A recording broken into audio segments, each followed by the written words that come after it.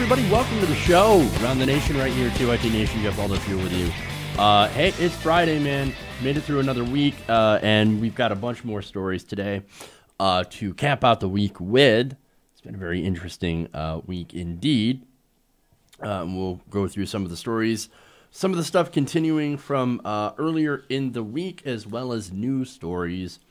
Now, for example, we have the NRA raising a bunch of money.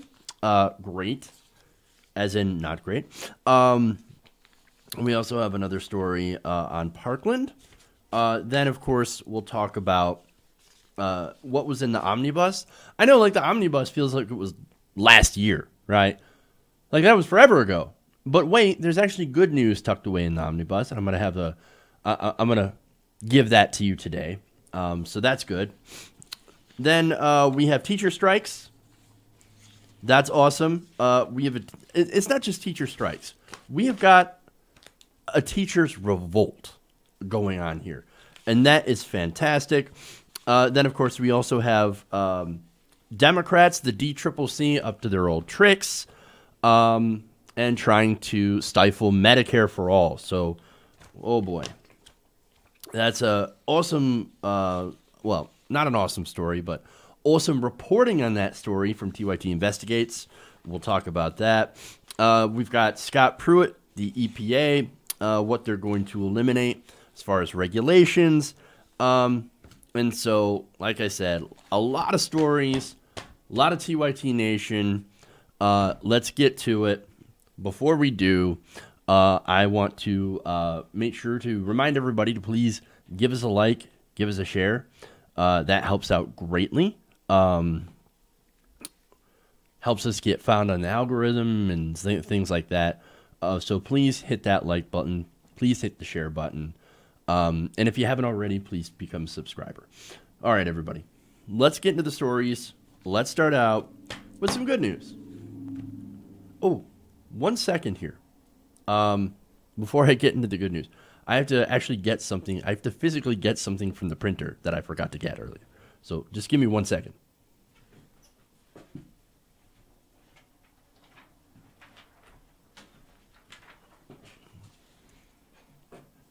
The joys of doing shit live, man. Unlike anybody else, I do not have a staff, so I cannot ask someone to go and get something from the printer that I forgot to get. Anyway, it is relevant to this next story, so I want to make sure I have all my information in front of me. All right, let's get into the stories. All right.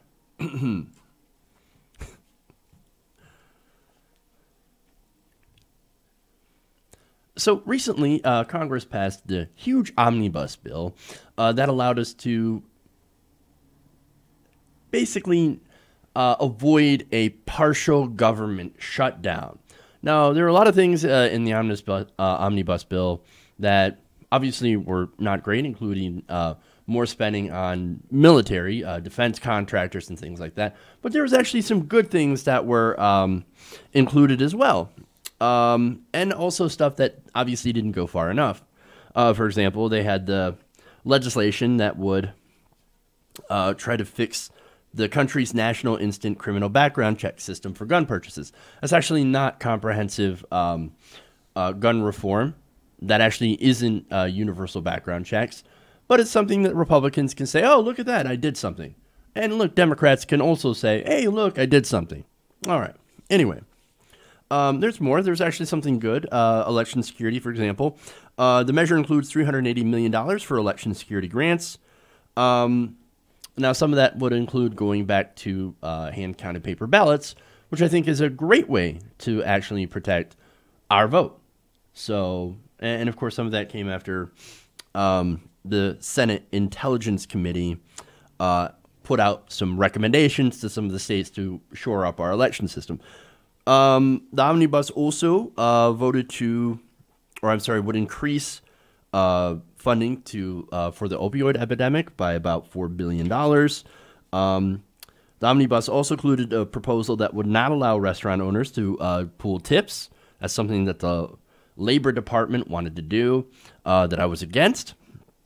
It also includes child care and development block grants, an increase in federal jury duty pay, an expansion of the low-income housing credit, the National Park Service, money for that, more money for veterans hospitals and homes, pay raise for the troops, money for school safety, et cetera, et cetera. So there's a lot of good stuff in the omnibus, as well as stuff that I didn't like in the omnibus. Now, there was one thing that didn't get reported very much as well, and that is actually increased money for disability claims. Now, this is very important. Now, according to, I believe it's The Hill, tucked inside the sweeping $1.3 trillion spending bill passed late last week by Congress was an item that has not been in the budget for nearly a decade, a funding increase for the Social Security Administration. Now, the Social Security Administration, of course, has a lack of funding. So they don't have a lot of funding, and so they're unable to get to a gigantic backlog of disability claims. Apparently, there's over 1 million disability claims in the backlog. Holy crap.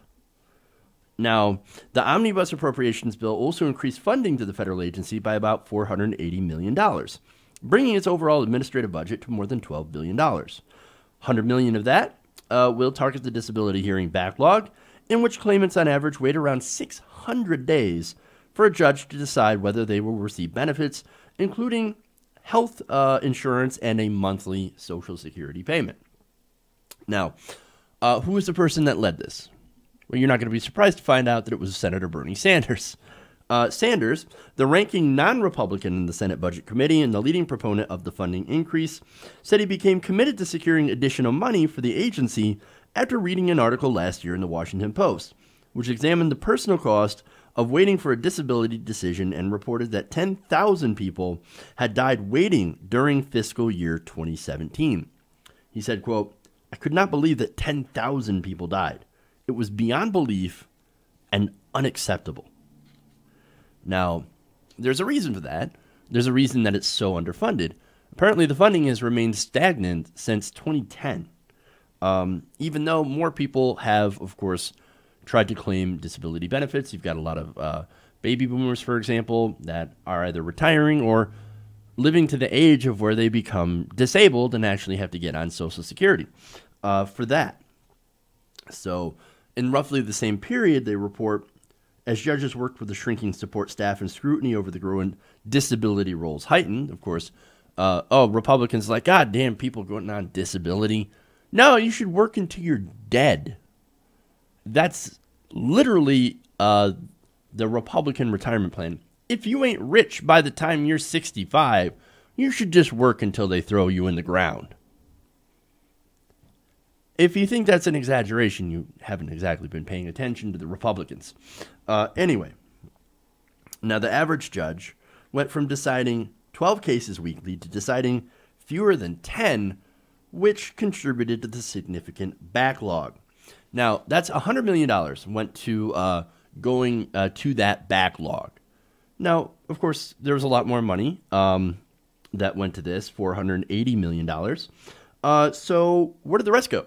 About $280 million went to the funding of the funding increase will be directed towards updating the agency's information system, which might help judges work through their caseloads faster. And the $100 million specifically addressing the backlog will go toward hiring more judges and expanding support staff. Now, Senator Sanders also had this to say.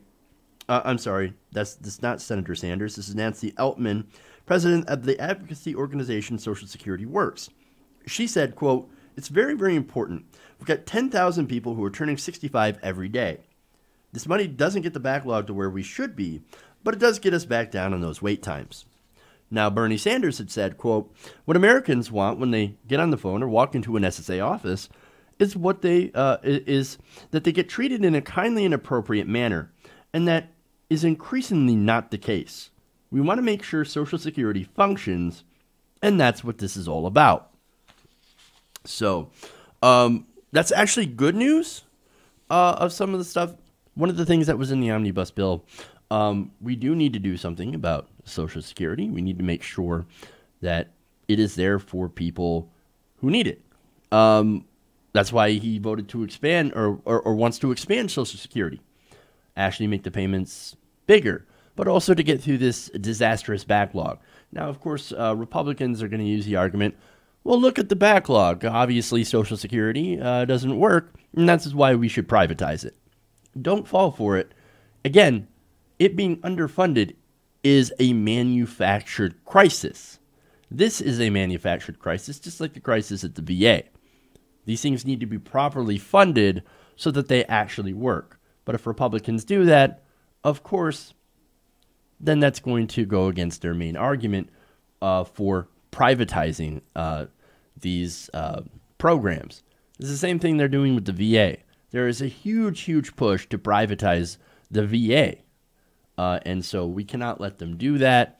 These programs work. These programs are effective, but only if they're funded properly. So we need to make sure that they continue to be.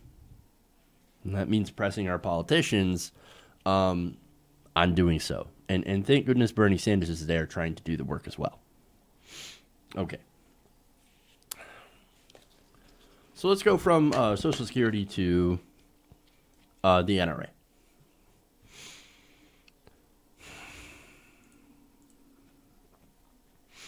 Okay.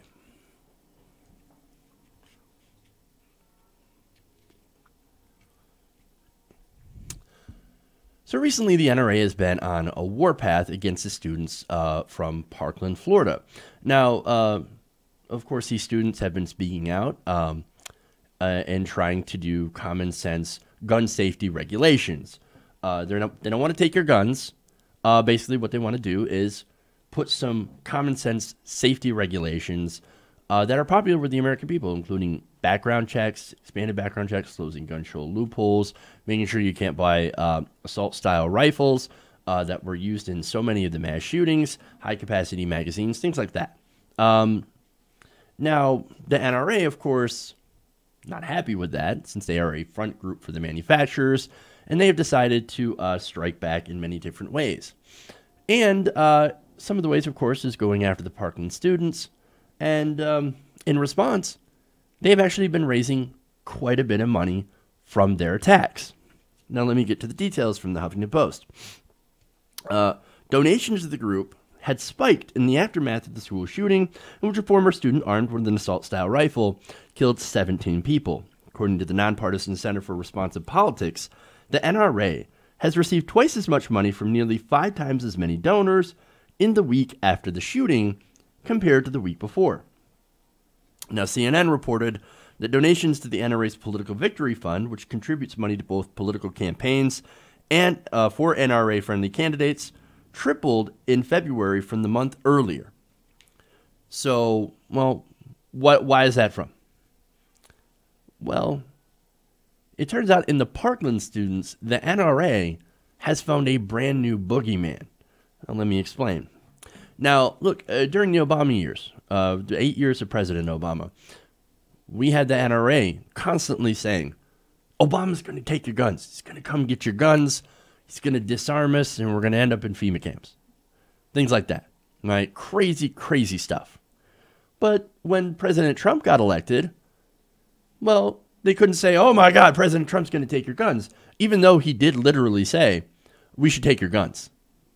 Amazing. Which, of course, he backtracked on that, of course, after talking to the NRA. But, yes, President Trump had actually advocated for taking people's guns without due process. Nonetheless, the NRA did not fearmonger under President Trump, but they do fearmonger under Democrats. And when Republicans are in control, they generally take a hit when it comes to donations. And, look, even gun companies, gun manufacturers take a huge hit under Republican presidents because they don't have somebody that they can rail against that coming to take our guns, they're coming to take our guns. Well, now they do. Now, of course, these kids said, hey, you know what? Maybe it'd be great that we don't get shot up in school. So maybe we should do some, I don't know, like I said, common sense gun safety regulations, something that will yes, not solve every single shooting, of course, and not prevent every single shooting, but at least try to do something that will prevent more shootings. Usually prevention is probably the best way, not giving CPR, as Rick Santorum says, you know? Because, like, as David Hogg mentioned, if you get shot in the head, no CPR is going to save you. But anyway, as I said before, the NRA in those students now has a brand new boogeyman in which they are exploiting to the fullest potential. Now, the Chicago Tribune reported last week that the NRA had aggressively increased its advertising on Facebook in the weeks after the Parkland attack. Now, the paper, citing data from tech company Pathmatics, reported that the NRA's average daily spending on Facebook advertising had been $11,300 in the 24 days before the shooting. Now, that's still a decent amount of advertising, but wait till you see how much it has increased after the Parkland shooting. Now, well, okay, so let me give you some context here. Right after the Parkland shooting, for about 4 days, they stopped their advertising. Oh, no, that would look really, really bad. Too soon, too soon, too soon. Has it been a couple of days? Okay, now we'll do some advertising. In fact, they increased their average daily spending on Facebook ads to $47,300 in the succeeding 24 days. It went from $11,000 to $47,000 after Parkland. Holy shit. Now, NRA social media pages have boosted membership and donation drive messages since Parkland, according to HuffPost. On Saturday, hours before the March for Our Lives March for Our Lives in Washington, organized by Stoneman Douglas survivors, an NRA post on Facebook urged people to join the group to, quote, stand and fight for our kids' safety. Oh, I care so much about the children that I want to sell more guns, you know, to protect them and put more guns in schools. Well, that's the idea that the Stoneman Douglas, or a majority of the Stoneman Douglas children, have decided that they do not like. They're like, no, the solution is not put more guns in schools. The solution is less guns overall, or less access to guns for people who have a troubled history as well. Now, here's another post, right? First one, that's, okay, fighting for the kids' safety. Okay, that's not a personal attack, that's fine, right? You want to claim it's for kids' safety, great. However, this other post starts to get a little bit more confrontational. Quote, today's protests aren't spontaneous. Gun-hating billionaires and Hollywood elites are manipulating and exploiting children as part of their plans to destroy the Second Amendment and strip us of our right to defend ourselves and our loved ones. Now, that same post directed people to the NRA website, which urged them to join NRA's March for Freedom. Visitors were given an option to pay for a membership. So that's their real advertising. They went from, I want to defend the children, to, hey man, those gun-hating billionaires, they're coming to destroy the Second Amendment. Man, that escalated quickly. Wow. Look, again, that is not only sick, but it's also a lie. And it's one it's one that is meant to make people afraid. And that is the big problem here. And look, I'm not saying all gun owners are scared, obviously. There's a lot of liberal gun owners. There's a lot of gun owners in general that are like, yeah, you know what? Look, I am fine with certain gun safety regulations. That is fine. That will help because, look, they're not going to impact me all that much. I can still get a gun. Maybe I have to wait an extra day or whatever. Maybe I can't have a high-capacity magazine, but I can still have my shotgun. I can still have my semi-automatic rifle or, you know, whatever. It's just that certain people won't get access to certain guns, and I'm okay with that. That's most gun owners, but the ones who are more NRA-aligned are actually way more afraid. And that's the thing. I think that's one of the things that contributes to a higher level of gun ownership. You know, people that own maybe more than one gun. Again, I'm not saying that all of them are. I know some people who do own multiple guns and a little bit of a collection, and they're certainly not people who are scared NRA members, but there is a certain segment of the population that are afraid of imminent government overreach, that the government will come in and try to seize their arms or try to seize their freedoms, and they got to stockpile all these guns. That is who the NRA is trying to target. These people who are very, very afraid, which makes no sense. And I've explained this before, so I'm not going to go through that again as far as how you would actually fight tyranny and all that stuff, or what you would actually need to do to fight tyranny. And it doesn't involve buying some semi-automatic rifles.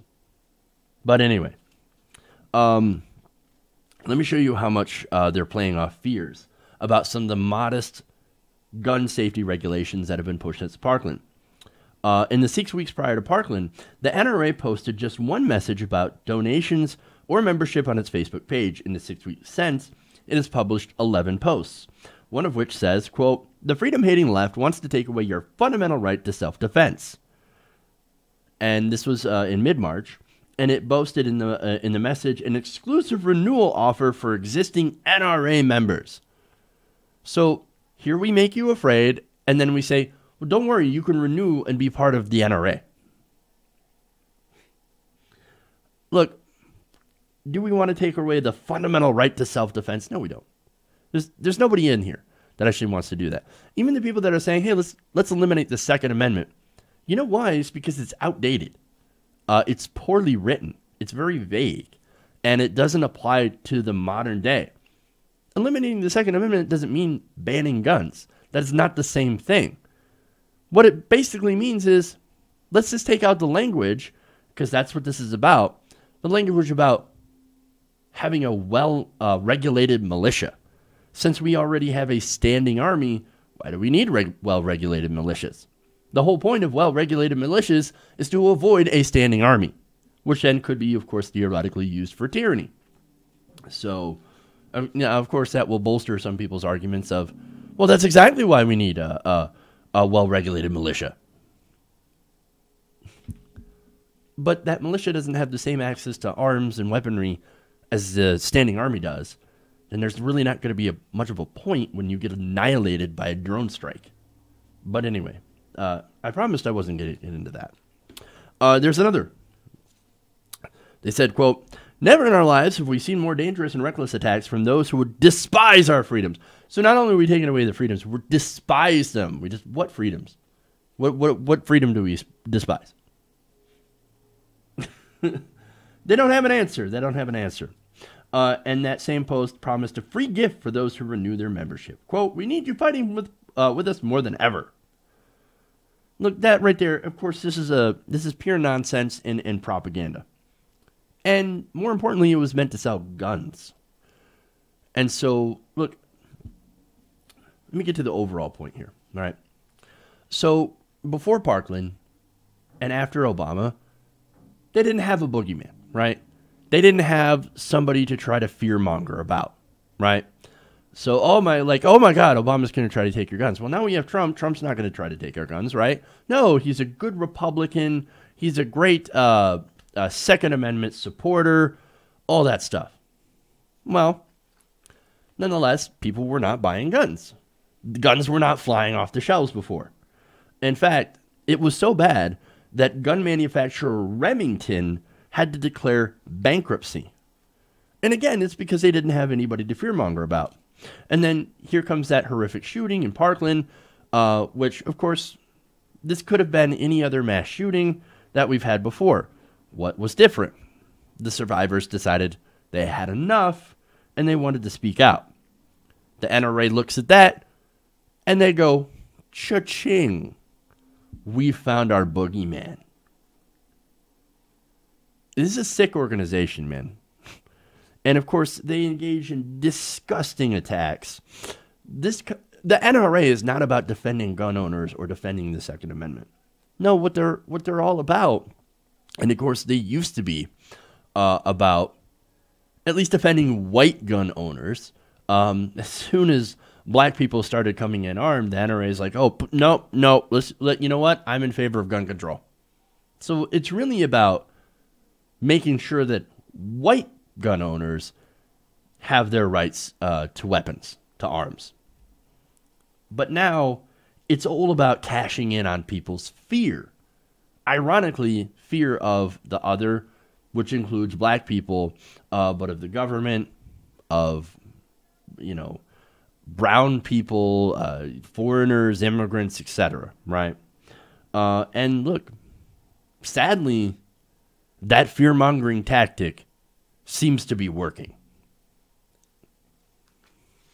Sad. Very, very sad, actually.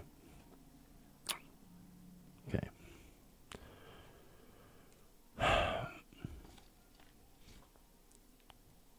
Okay. Well, let's move on. Speaking of African Americans,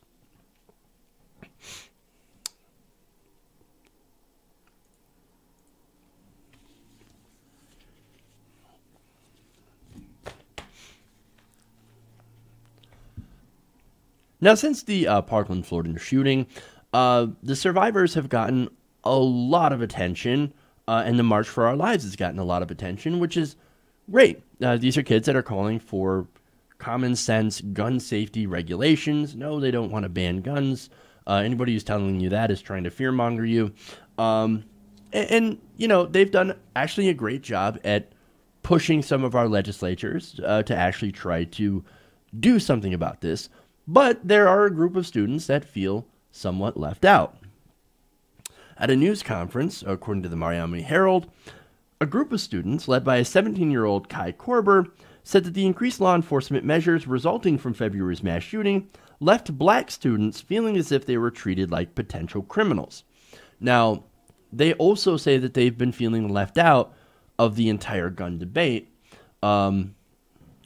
surrounding, of course, the other Parkland students.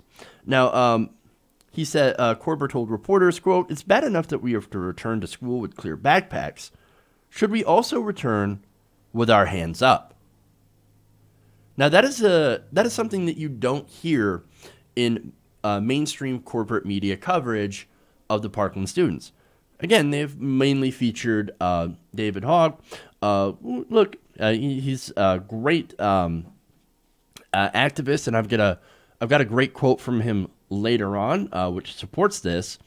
These black students, and look, Emma Gonzalez she is Latina, she is the LGBT community, but mainstream media has not really focused on the students of color, and so they're of course feeling left out of the conversation. And of course, one of the parts of the conversation that they want to emphasize is police presence in the schools, which often turns out bad for African American students. Now, let me explain. First, Black Lives Matter organizer Tiffany Burks said, quote, "Of the students, they were shook. It felt like there was 1,000 police there. Having all those police there made their school feel like a prison." Now, why would they feel that way? Well, it turns out that more police in schools ends up detrimentally affecting African American students. In fact, according to a 2009 study by Matthew Theroux of the University of Tennessee, now he compared a student arrest and court records from one group of schools that had a school resource officer stationed on school grounds with those schools that didn't. Now, school resource officers is just another way of saying there is a armed police officer on the campus. Now, he found that students at police schools were much more likely to get arrested than schools at unpoliced schools. However, they weren't any more likely to actually be charged in court for weapons, drugs, alcohol, or assault. Now, in other words, students at police schools were much more likely to get arrested in cases where there wasn't enough evidence to actually charge them with any sort of crime, but they would get arrested anyway. And again, this would happen more in minority schools, which were, unfortunately, the types of schools that were more likely to get a school resource officer. Now, they also found that students at police schools were almost 5 times as likely to face criminal charges for something called disorderly conduct, which apparently, of course, did not rise to the level of an assault. In other words, when there was a police officer roaming the halls, students were much more likely to be arrested and brought into court for what they call disruptive behavior. So, now, that's not violent behavior. That's just being disruptive of the classroom. Oh, you're being disruptive. Guess what? I'm going to have to arrest you for disorderly conduct. That is another reason why we should not have police in schools. Now, as I mentioned before, SROs are more prevalent at schools that are poorer and more minority. So that leads to a sort of disproportionate situation where black students, minority students, are arrested more often than white students, and they end up, of course, getting hit with disorderly conduct. So that, of course, is part of the school-to-prison pipeline. Now, there's more. According to data published in a report by the U.S. Department of Education Office of Civil Rights, they found that black students are more than twice as likely to receive their discipline through law enforcement, despite composing a significantly smaller proportion of overall students. Now, they also said that punitive discipline, referrals, and arrests are increasingly being accredited for contributing to the school-to-prison pipeline, an issue that the American Bar Association deemed as, quote, one of our nation's most formidable challenges. Now, not just the criticism about school resource officers, there's other criticism as well. Other students that spoke at the rally questioned whether the national outrage that occurred after February's mass shooting would extend to the police-involved shootings of Stephon Clark, Alton Sterling, and Sandra Bland. Now, Clark, of course, was recently shot and killed in his own backyard while holding a cell phone. Oh, but he matched a description of somebody who was breaking windows, so he deserved to be executed because, well, I mean, it was dark and he had a cell phone and he's a black guy. He's dangerous. He must be dangerous, right? The police officers even cuffed the guy after he was dead. Disgusting. Now, Sandra Bland, of course, you remember her, she made the mistake of disrespecting a police officer and ended up in jail and then ended up dying in that jail. Not only that, but you also have Alton Sterling.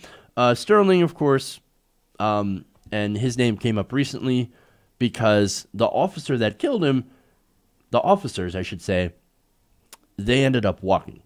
Now, of course, what happened with him is he was selling CDs outside a store. There were complaints.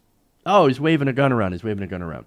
And yes, Alton Sterling was armed, but at no point during the confrontation with police did he attempt to pull that gun. And that's according to an eyewitness inside the store that Alton Sterling was standing in front of. But it didn't matter because within 90 seconds, Alton Sterling was dead. And the police officer, according to videotape, had said, "I'm going to kill you, bitch." So,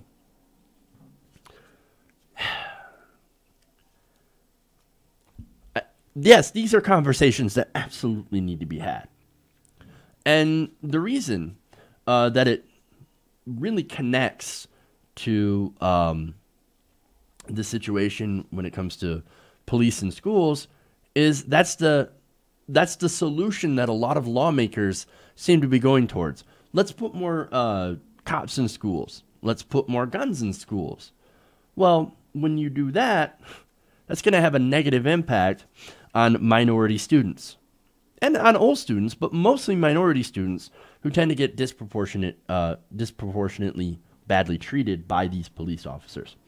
Now, local leaders responded to this, of course, by saying, we didn't intend to exclude black students. For example, you have Rosalind Osgood, who's a reverend, saying, quote, and she's a Broward County school board member. She says, I quote, I don't want the minority kids to be angry and feel like they're being ignored.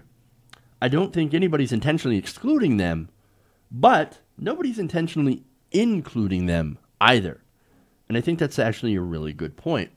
Now, I mentioned David Hogg earlier. He's actually got a great quote on this.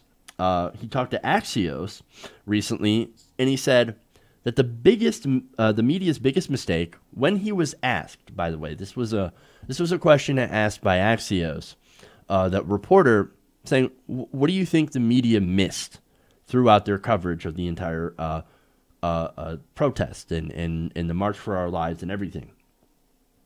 He said, the biggest mistake that the media has made is not giving African-American survivors a prominent voice. He said, quote, my school is about 25% black, but the way that we're covered doesn't reflect that.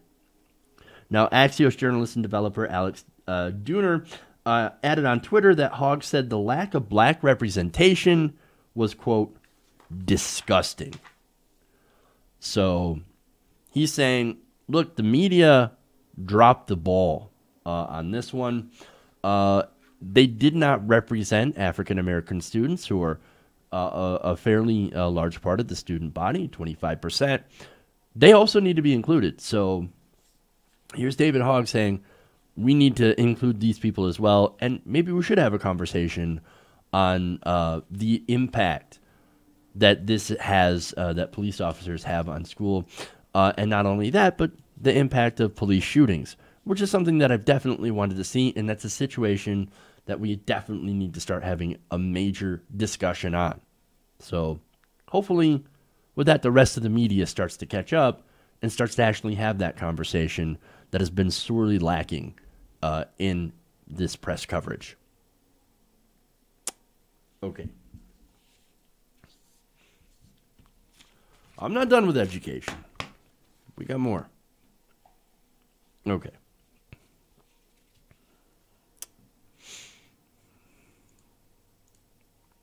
Nope, that's the wrong one.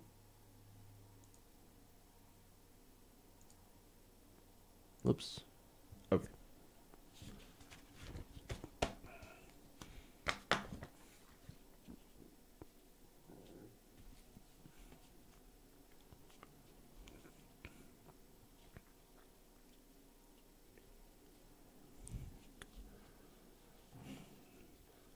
Teachers in red states are starting to revolt because of poor pay. Now, according to the Associated Press, Sean Murphy, reporting from Oklahoma City, a teachers' rebellion that has started in the hills of West Virginia has spread like a prairie fire to Oklahoma and now threatens to reach the desert in Arizona. That's an interesting way of putting it, but I would say an accurate one. Turns out that many Republican states, many red states, are now feeling some pushback after years of giving, of course, giant tax cuts to the rich while starving education.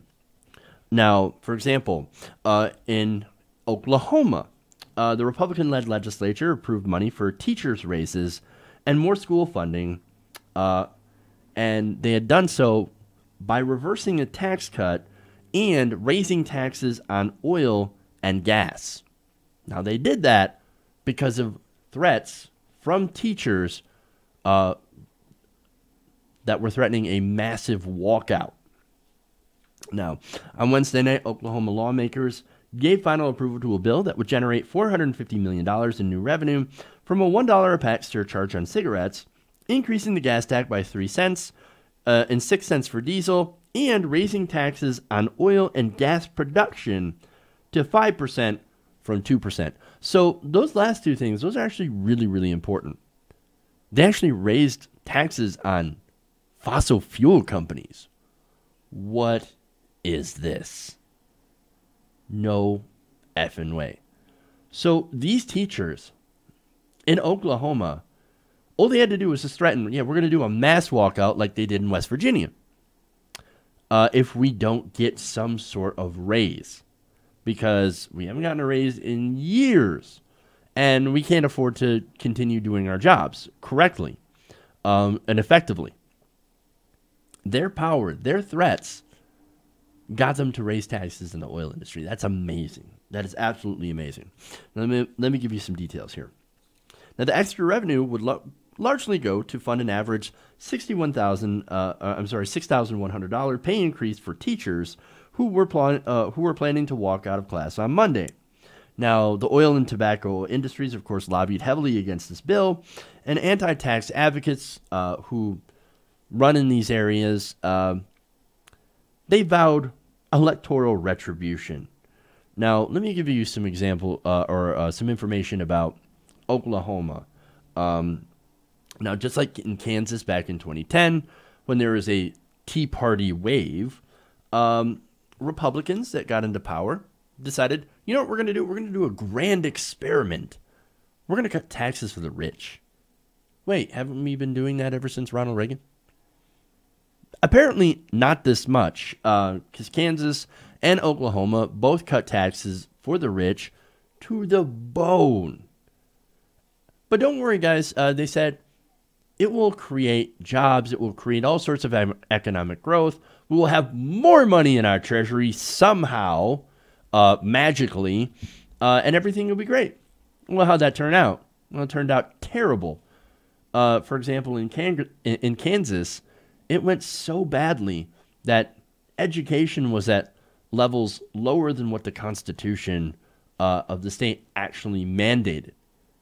And federal judges had to come in and say, you need to boost education, you need to do it now. That's how badly it went. So, of course, that experiment failed in both Kansas and in Oklahoma. And in Kansas, of course, Republicans were forced to actually raise taxes again in order to fund services. Now, let me give you some details, some more details on this. Now, according to Axios, Oklahoma teachers were inspired by West Virginia, which led to teachers' raises. And, of course, because of that, they won. They actually got their raise, both in West Virginia and apparently in Oklahoma. And now they're coming for Arizona. In fact, teachers in Arizona are now demanding a 20% teacher pay hike.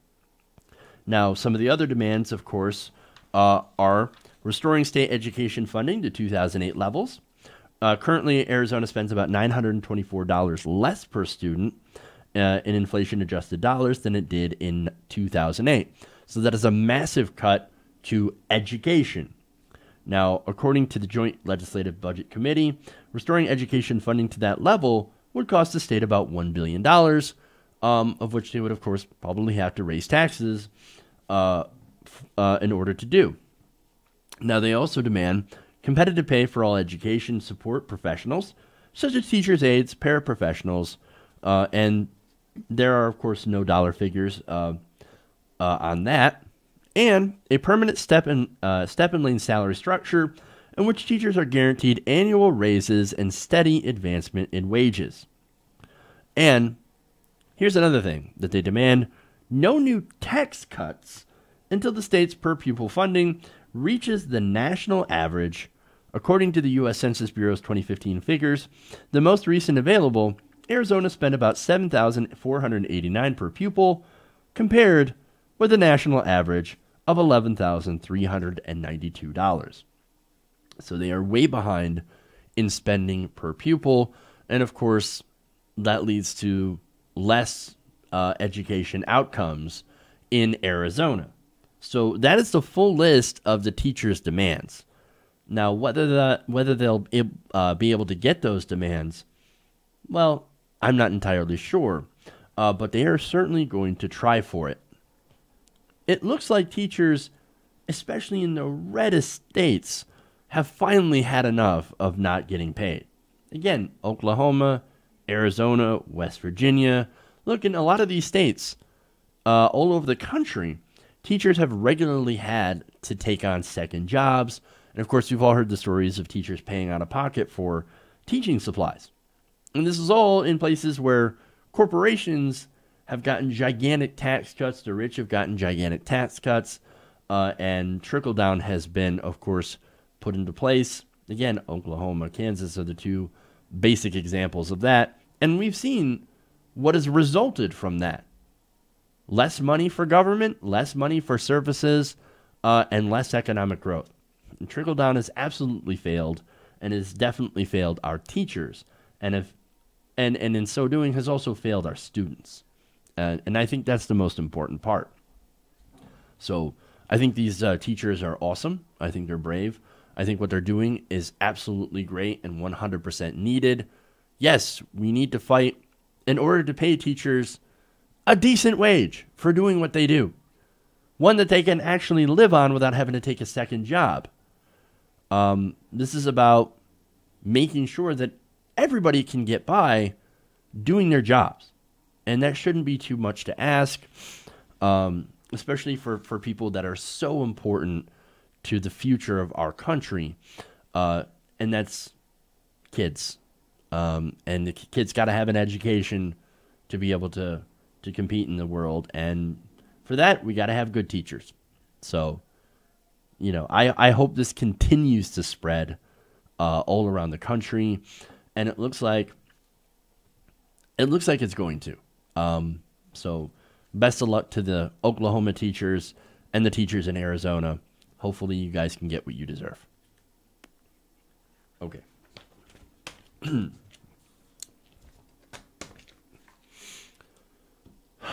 Let's move on. Okay.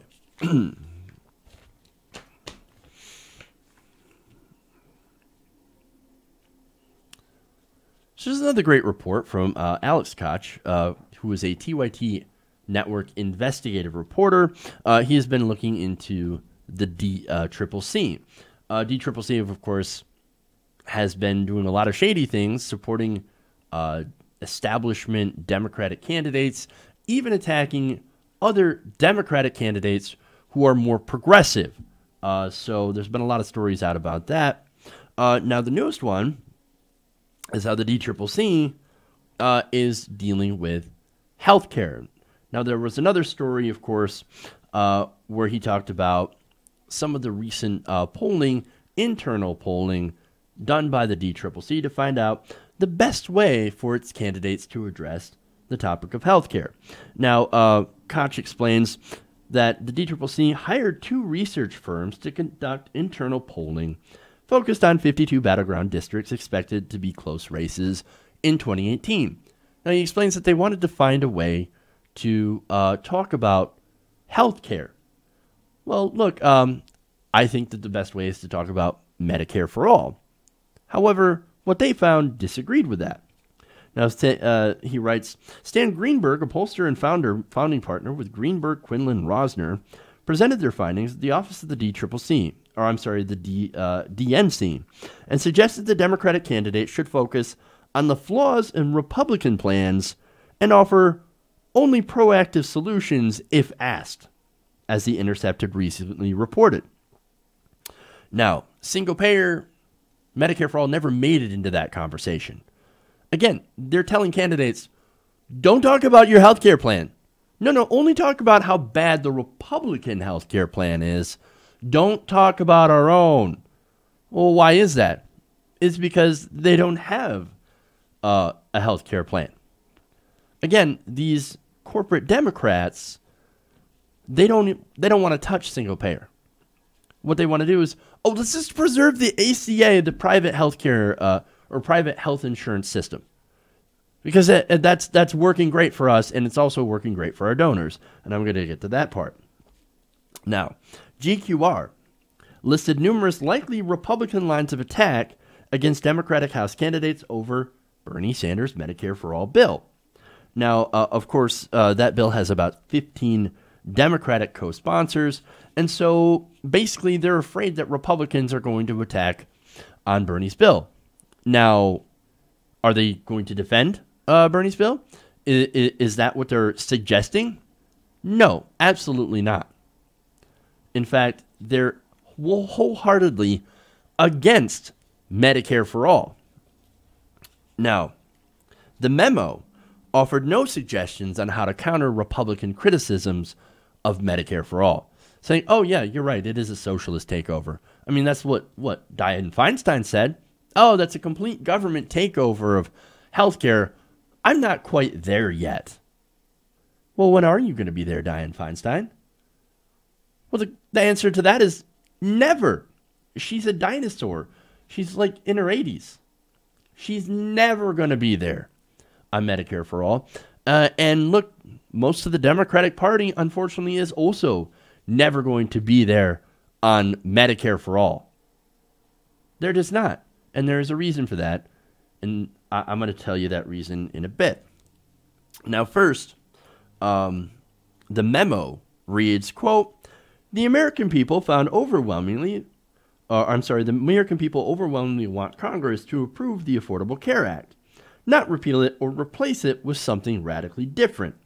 We need to offer reasonable solutions to improve the law instead of a massive overhaul. Now, if that sounds like health insurance company talking points, then you would be 100% correct. Because guess who the DCCC works for? The health insurance companies. Okay. Now, first, before I get into that, let me give you some polling on the issue. Now, look, this internal polling firm, said that they found the American people do not want radical change in healthcare. No, they just want to improve the ACA. Well, let me give you some polling results that counteract that. One poll from September found that 52% of Americans favor single-payer healthcare, and 69% of Democrats support that position. Now, recently, there was another poll, Kaiser Family Foundation poll. They found that 59% of Americans support a national Medicare for All plan. That includes 75% of Democrats and 58% of independents. Now, that poll also found that 75% of Americans would favor a program that would provide a public option. Now, that poll also mentioned that you could potentially swing more people in favor of Medicare for All if you use the right kind of argument. So there's that as well.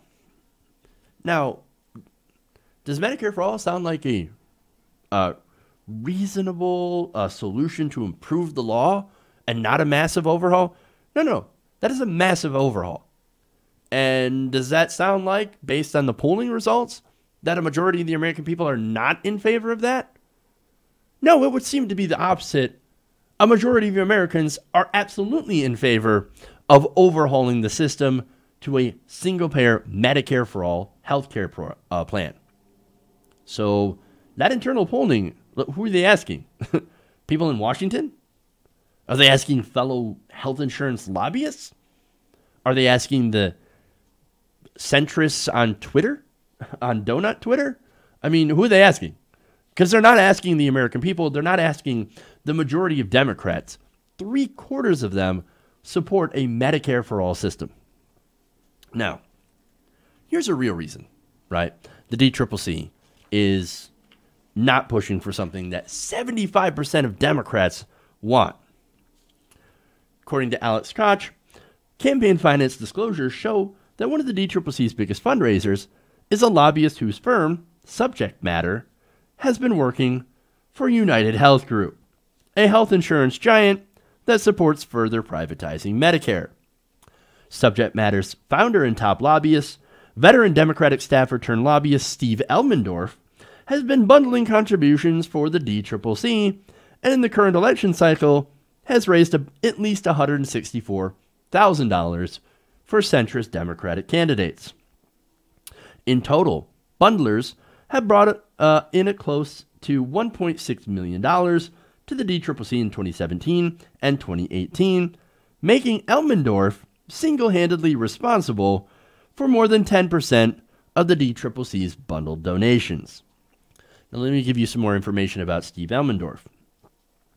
On behalf of the United Health Group, Elmendorf has recently lobbied Congress on a health insurer tax plan that is part of the Affordable Care Act. Earlier lobbying records detail the company's goal to repeal or delay that tax.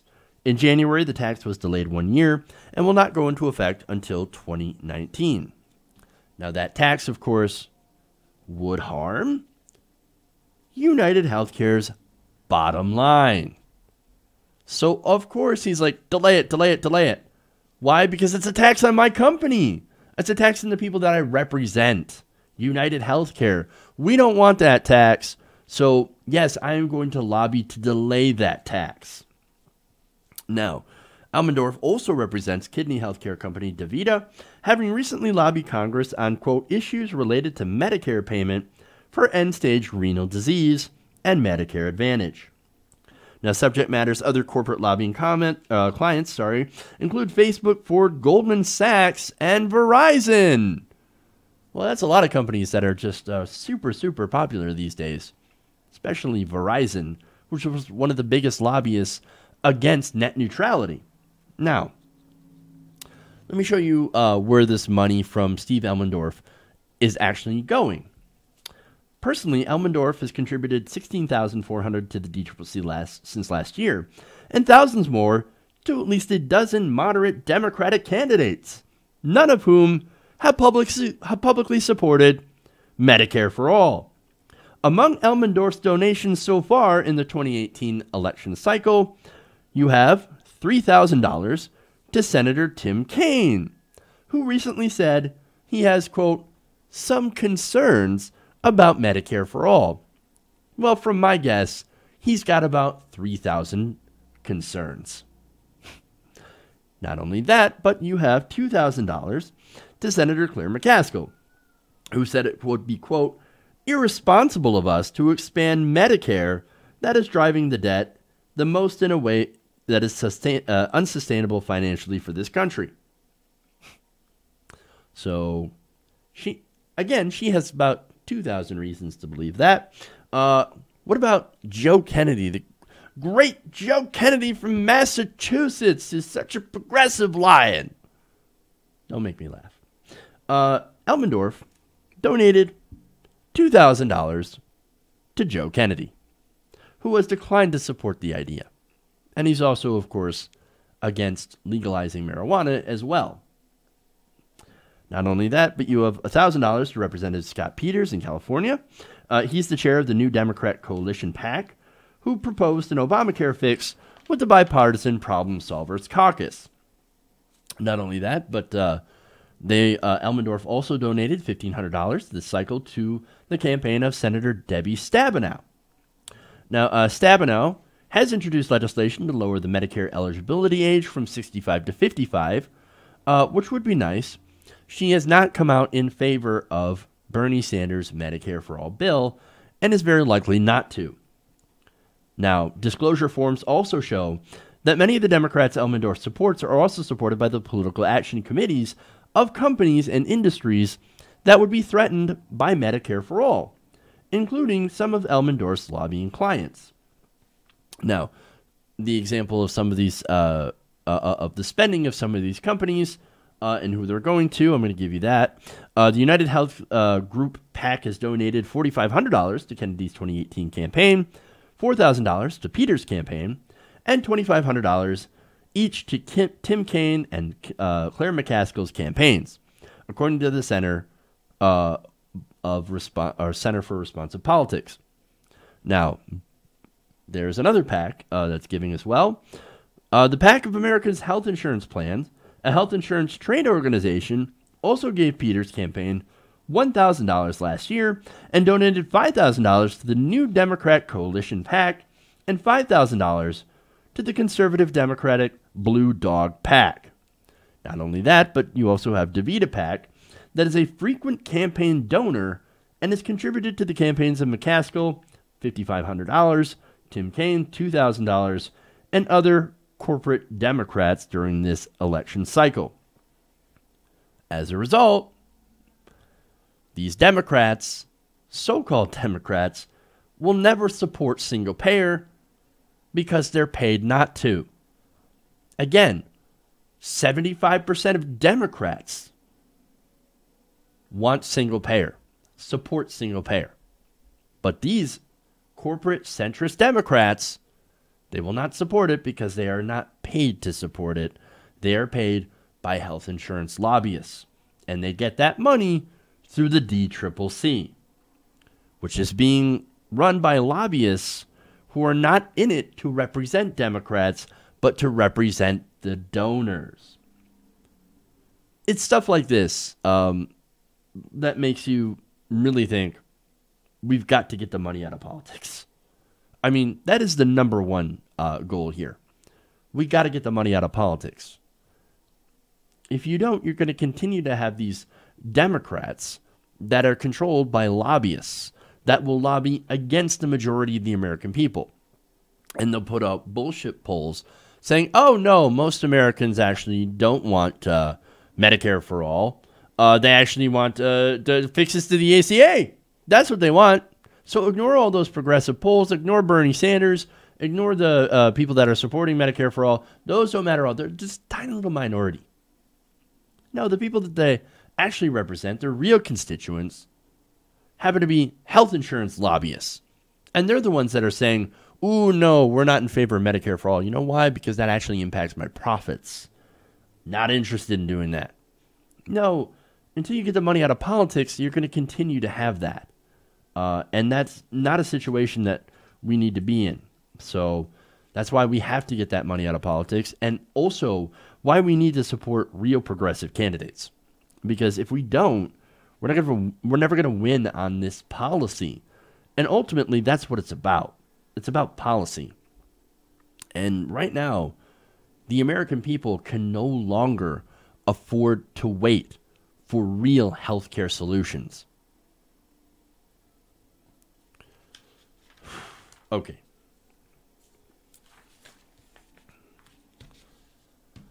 I'm out of time. So I'm going to have to obviously do the EPA story on Monday. So that's, again, another story of corruption inside the Trump campaign or Trump administration. Wow, surprising. More corruption, especially from Scott Pruitt. But we'll get to that on Monday. First, I want to thank everybody for going around the nation with me today. If you haven't already, please give us a like and share. Please subscribe, and make sure to, if you're not getting notifications, hit the bell.